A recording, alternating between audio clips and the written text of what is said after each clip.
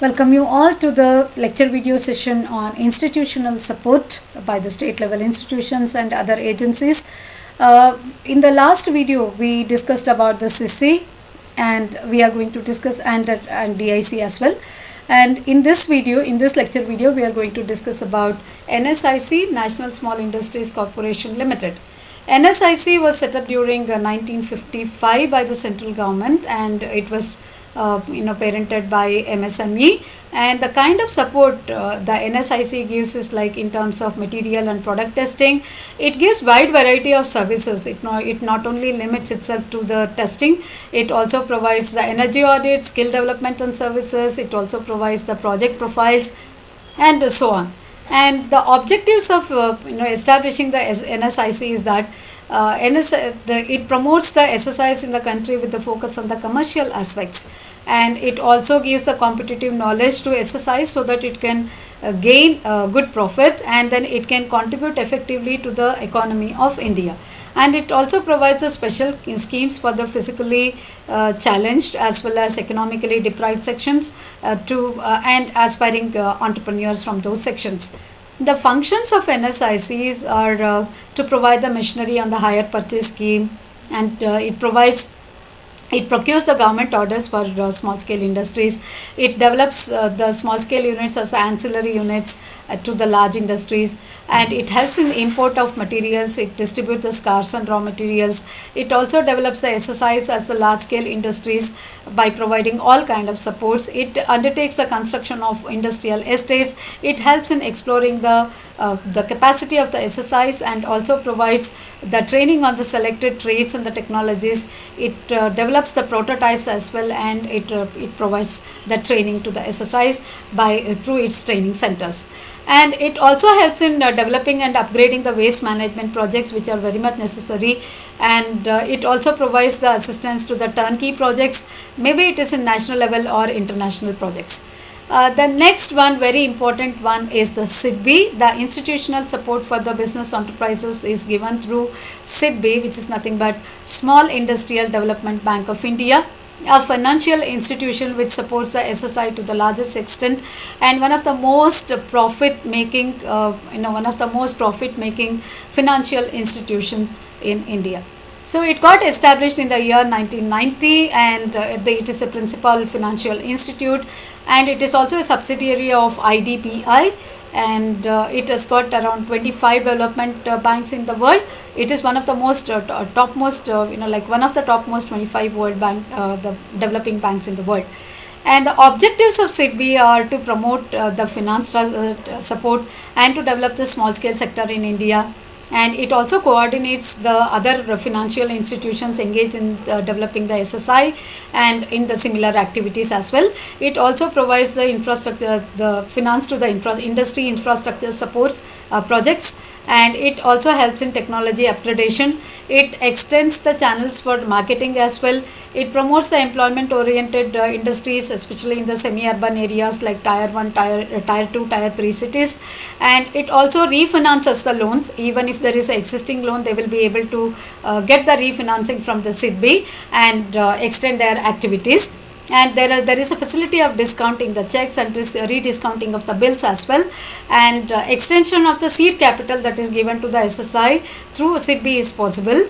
And under they will help in the valuation of the equity fund, and they also provide the seed capital under Mahila Udyam Nidhi scheme, especially for the women entrepreneurs. And they grade they help in grading the direct assistance and refinance for the financial exports of SSI sectors.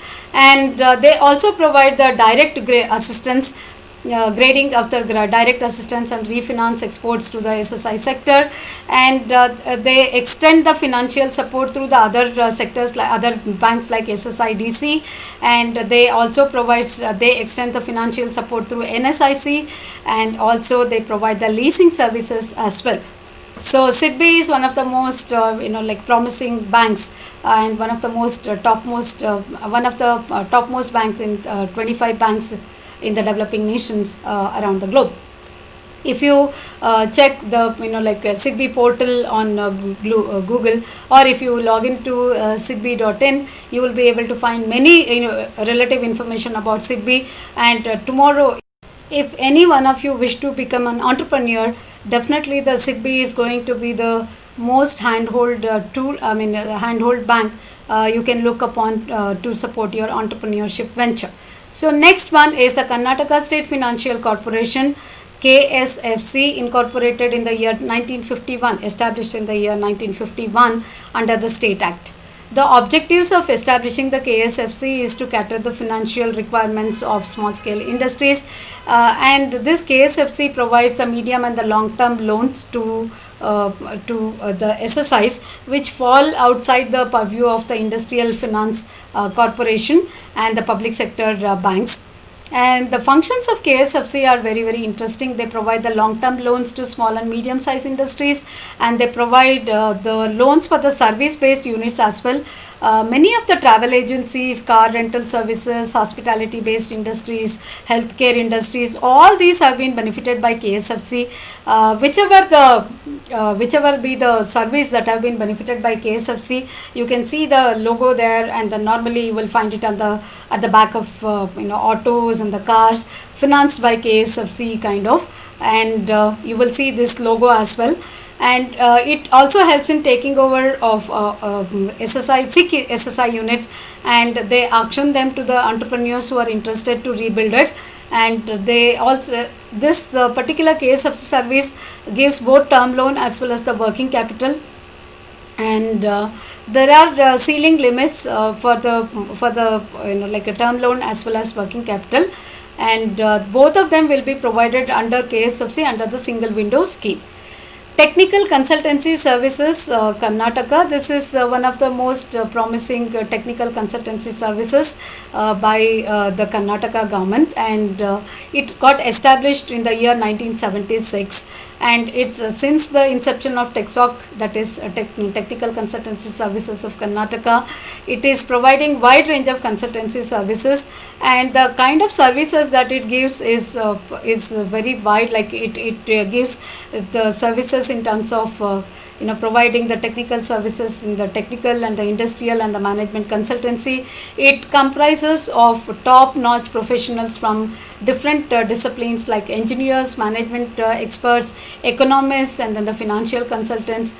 It's a leading investor-friendly professional consultancy organization.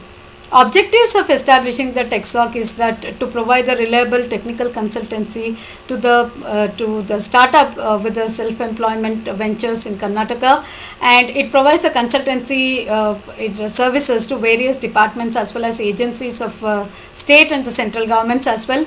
And the TechSoc functions of TechSoc are to identify the investment opportunities which are location specific, and it also assists the entrepreneurs both in statutory and the procedural acceptance.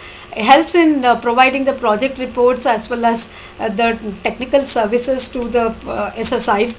Normally the SSIs will not be in a position to hire an exclusive consultant to their products.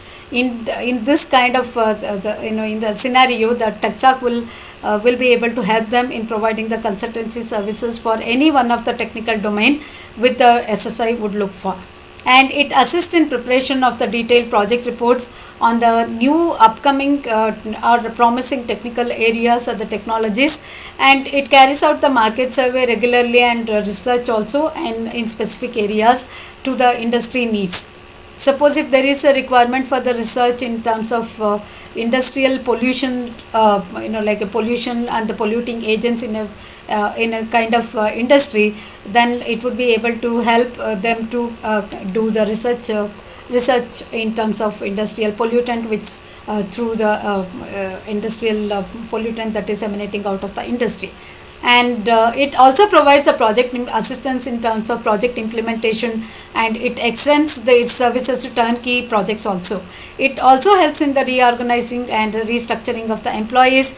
It diagnoses the sick units, and then it suggests the rehabilitation measures and the methods, and provides the assistance in terms of valuation of assets.